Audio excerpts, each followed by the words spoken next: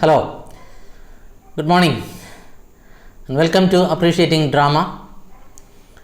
We are still with new trends in English drama. In the last class, we saw The Angry Young Man, and today we have got The Theatre of the Absurd. Now, what is the meaning of the word absurd? Absurd means meaningless. അസംബന്ധമായ അല്ലെങ്കിൽ അർത്ഥശൂന്യമായ എന്നാണ് ഈ മലയാളത്തിലേക്ക് translate ചെയ്യുന്നത്.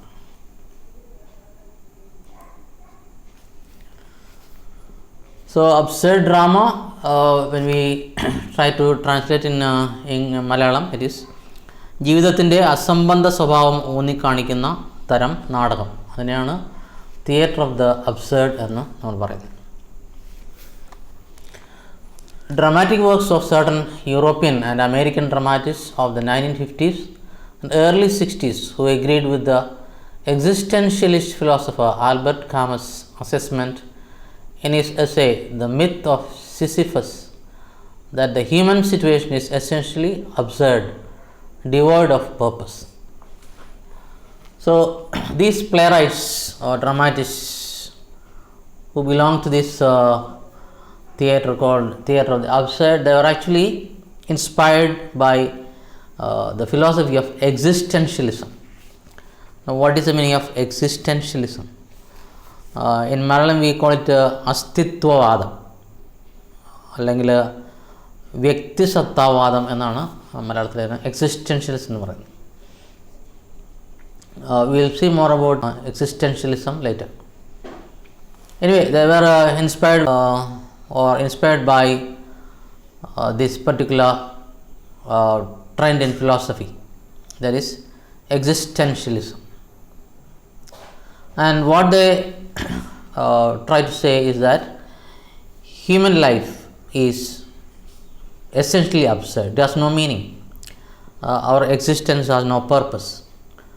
That means they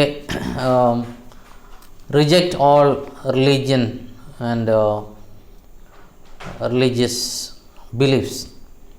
They don't accept the existence of God at all.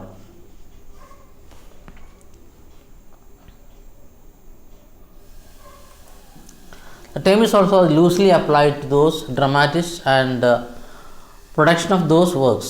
So, Theatre of the Absurd, it refers to the playwrights and also their plays. Though no formal absurdist movement existed as such, dramatists as diverse as Samuel Beckett, Eugene Ionesco, Jean Genet, Harold Pinter, and a few others shared a pessimistic vision of humanity, struggling vainly to find a purpose and to control its fate. So, we don't have a definite movement just like other trends, but we can group a few playwrights and their plays as belonging to this particular movement called absurdist movement, and such playwrights are Samuel Beckett, Eugene Ionesco, Jean Genet, Harold Pinter, etc.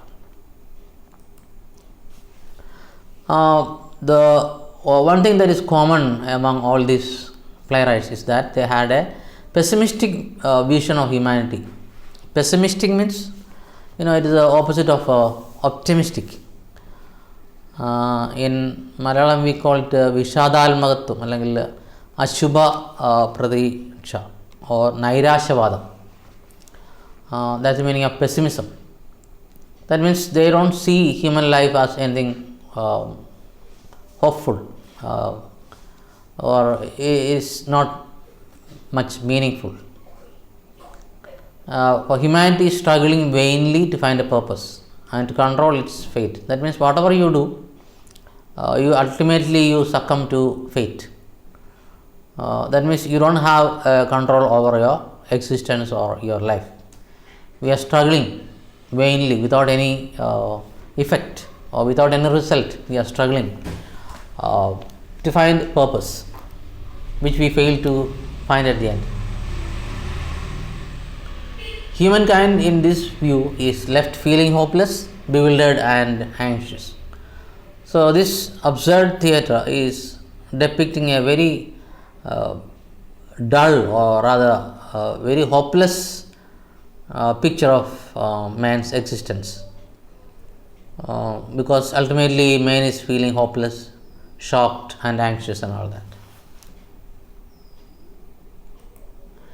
The ideas that inform the plays also dictate the structure. Here, the meaning of the word inform, inform means actually shape. That means the ideas that shape the play also control the structure of the play.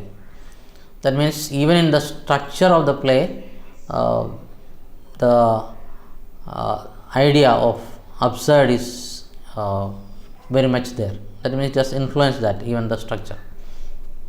Let us see how the play is structured. Absurdist playwrights, therefore, did away with most of the logical structures of traditional theatre. So, they did away with all the traditional structures of theatre, or structures of traditional theatre. There is little dramatic action as conventionally understood. So, they were not really concentrating much on action as such, or the acting, dramatic action. However, frantically the characters perform. Their busyness serves to underscore the fact that nothing happens to change their existence. So, whether the characters are acting or doing anything, their efforts are ultimately in vain. They don't see any result of their action. So, ultimately nothing changes, or they are not able to change anything, change their existence.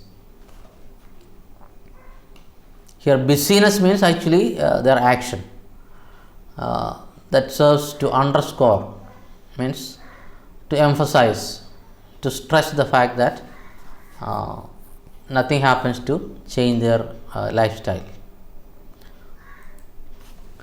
In Beckett's Waiting for Godot, plot is eliminated. That means there is no plot as such, no script, and a timeless circular quality emerges as two lost creatures, usually played as tramps, spend their days waiting, but without any certainty of whom they are waiting for, or of whether he or it will ever come. So, you find this particular drama titled Waiting for Godot by Samuel Beckett. There is no plot, and mostly you have two main characters. They are almost like beggars, tramps, and they are waiting there. They don't know who they are waiting for or what they are waiting for, whether the person they are waiting for will come or not. So, there is no certainty at all, almost without any purpose, they are waiting there. Eugene Ionesco's one-act play, The New Tenant, is an excellent example of theatre of the absurd, though the author himself preferred to describe his work as theatre of derision. So, another example of theatre of the absurd is Eugene Ionesco's The New Tenant, but the author himself preferred to call it as a work of theatre of derision. Derision is actually contempt or sarcasm, or parihasam. It's the meaning of derision. The theatre of the absurd attacks the comfortable certainties of religious or political orthodoxy. So, this particular theatre, the theatre of the absurd attacks the comfortable certainties. That means till then people did not doubt in religion or the political setup. They were very sure about it. But now they are questioning all that. Is there God, or is the political setup correct? They are questioning everything. It aims to shock its audience out of complacency, to bring it face to face with the harsh facts of the human situation as these writers see it. So, it's a word called complacency. What is complacency? Complacency means when you are happy with everything that is happening around you, or happy with yourself. There is complacency. You think nothing is wrong, nothing is going wrong, everything is happening perfectly okay. So that is complacency. So that attitude of complacency they are trying to change, is trying to shock the audience, trying to make them think that everything is not all right, nothing is perfect here, everything is rotten, and they want the audience to face the reality, the harsh, the painful realities of human condition, just like the playwright see it. But the challenge behind this message is anything but one of despair. So, what message they try to give, it is very negative, because whatever you do, nothing is going to change. So ultimately, it is hopelessness. It is a challenge to accept the human condition as it is, in all its mystery and absurdity, and bear it with dignity, nobly, responsibly. So, while exposing the hopelessness of human existence, it is trying to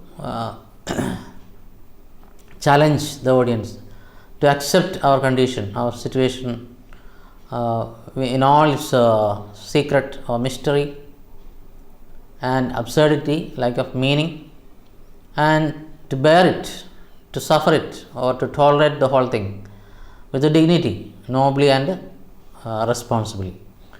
So anyway, we cannot change things, so let us accept it with all the dignity, with a lot of responsibility and nobility. That's what they are trying to tell the audience. Precisely because there are no easy solutions to the mysteries of existence, because ultimately man is alone in a meaningless world. So let us accept the fate. That's what they are trying to tell. We can't escape it, because there is no easy solutions to the problems of life, the mysteries of existence. So ultimately, we are born alone. We may think that there are so many people around us, but ultimately you are alone. When you face certain realities, you know that people will not be with you all the time. You have to face it alone. Many of the absurdists were contemporaries of this great philosopher called Jean-Paul Sartre, who is actually the exponent of existentialism in France, in Paris. But few absurdists actually committed to Sartre's own existentialist philosophy as expressed in being and nothingness. So though many were influenced by his existentialism, they were not actually committed to his philosophy, as we see in his book titled Being and Nothingness. Maybe they were influenced by his philosophy, and many of the absurdists had a complicated relationship with him. So it was not a very clear acceptance of Sartre's philosophy of existentialism. Sartre praised Janet's place, stating that for Janet, good is only an illusion. Illusion means unreal. That means good is only an idea which is not practically existing anywhere. Evil is a nothingness which arises upon the ruins of good. That means when the good dies, definitely evil will be there, or evil is actually the absence of good.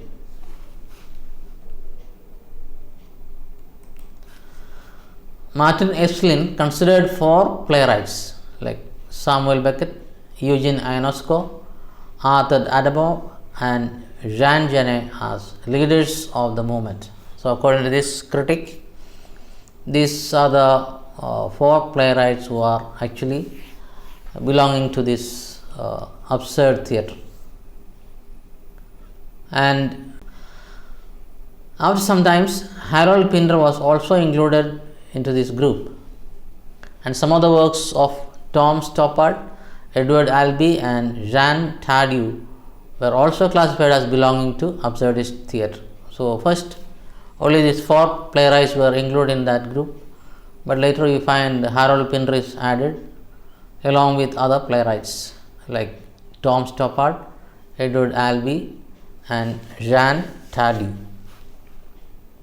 So, these are the well known absurdists. But strangely, these writers were not always comfortable with the label and sometimes preferred to use terms such as anti-theatre or new theatre. So, many of the playwrights were not comfortable with the term absurd. So, they preferred to call themselves as anti-theatre or new theatre. Now, characteristics of this theatre of the absurd. First is questions of existence. Absurd plays raise some basic questions of existence like why we are alive, why we have to die, and why there is injustice and suffering. So, they ask a lot of questions about the very existence of mankind. Why are we here? What is the purpose of our life? Why we have to die? And why there is inequality, exploitation, injustice and all that. So, always good to ask questions, definitely. Next characteristic is distrust in language. That means they do not trust language. For absurdist playwrights, language is only a meaningless communication and stereotyped exchange of ideas because words fail to express the essence of human existence. So, according to them, language is meaningless because they talk more or less the same thing over and over again. And language is not actually enough to convey the essence of human existence. For that, we have to go beyond language or communication. 3. Illogical speeches and meaningless plots. So, most of these absurdists employed speeches that were not logical at all, and even plots. By illogical speeches and meaningless plots, they wish to establish a feeling of freedom to make their own worlds. So, in a conventional or traditional world, we have logical speech or meaningful plots and all, but here we are dealing with meaninglessness. So, definitely they don't see any place for this kind of logical thinking or logical speech and all that. Dr. Kulik says, rationalist thought, like language, only deals with the superficial aspects of things. Nonsense, on the other hand, opens up a glimpse of the infinite. So, according to this critic, rationalist thought, just like language, is only dealing with superficial aspects of things, the peripheral. It is not able to go deeper. Whereas nonsense opens up a glimpse of the infinite. Here, glimpse means how look. And infinity can mean even God. God is infinite, it has no boundary, right? So, only nonsense can open up the gate of the infinite, according to them. Fourth characteristic is that re-establishment of man's communion with the universe. So, somehow there is a disconnect between man and the universe. So, they are trying to re-establish that unity or relation with the universe. They attempt to restore the importance of myth and rituals in the life of man and make them aware of the ultimate realities of their life. So, we know that in any religion or any culture, myth and rituals are very, very important. In order to teach certain lessons, certain ideals and values, they have myth. And rituals are the practical aspect of any faith. So, they are trying to bring back myth and rituals in the life of man.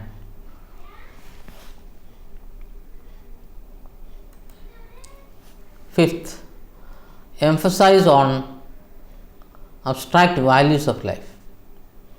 Absurdists force us to look at our abstract values of life like love and family.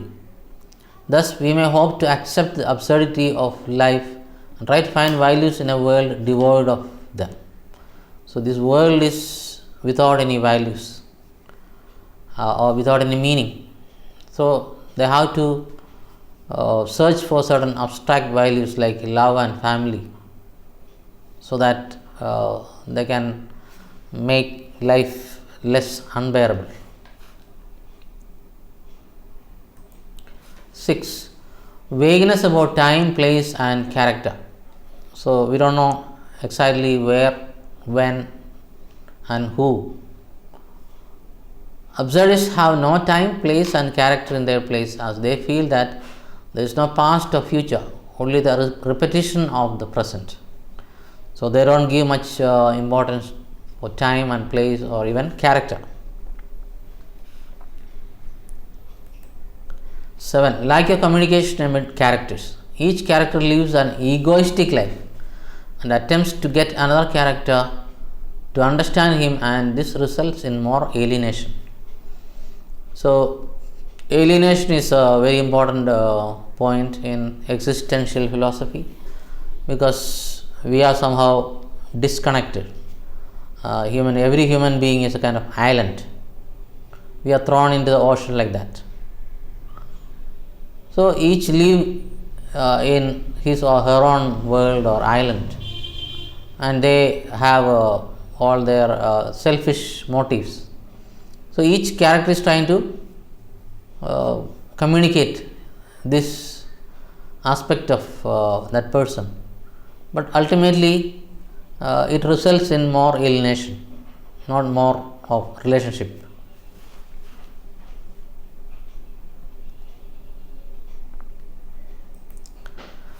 Theatre of the absurd plays. Now we are going to see some of the plays.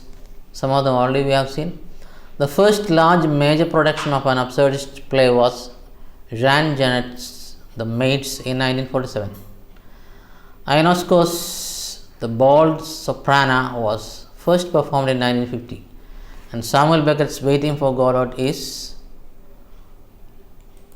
probably the best known of all absurdist plays. It was premiered in January 1953. So, the most notable play among them is definitely Waiting for Godot, and it is also the most controversial play. The rest of the absurdist plays are, we have a list of them. First we have the playwright, and then we have the play. Samuel Beckett, he has Waiting for Godot, Endgame, and Eugene Ionesco, Rhinoceros, The Bald Soprano, and other plays. How to get rid of it. Then we have Jean Genet, The Balcony. Then Slavomir Morozek, Tango. Walter Weik's Three Plays of the Absurd. Arthur Adamov, Le Ping Pong. Harold Pinter, The Dumb Waiter, The Birthday Party, The Homecoming. Tom Stoppard, Rosencrantz and Guildenstern Are Dead. David Lindsay, Fuddy Mears. Witold Gombrowicz, The Marriage. Go Xingjian, The Other Shore. Tadeusz Rosewicz, Reading the Apocalypse in Bed. So, those were the plays belonging to the theatre of the absurd.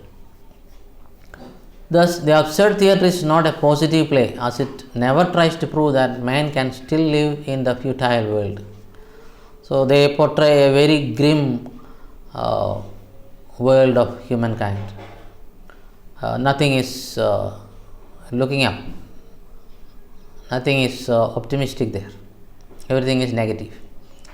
It only demonstrates the absurdity and illogicality of the world in which we live, but does not provide any solution to the problem. They are only trying to expose the absurdity of human existence or meaninglessness, and they don't provide a solution to that problem.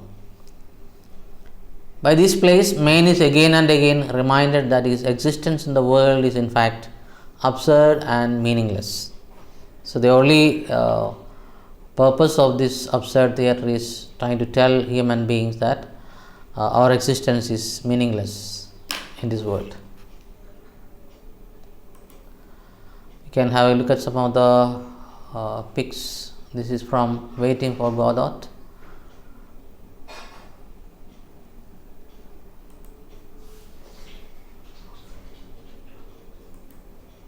This is from the Skinny,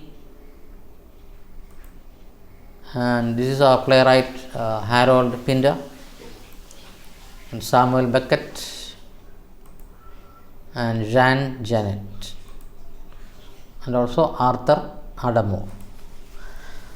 So with that we have come to the end of Theatre of the Absurd. So until we come up with another play, another trend, is goodbye. Thank you.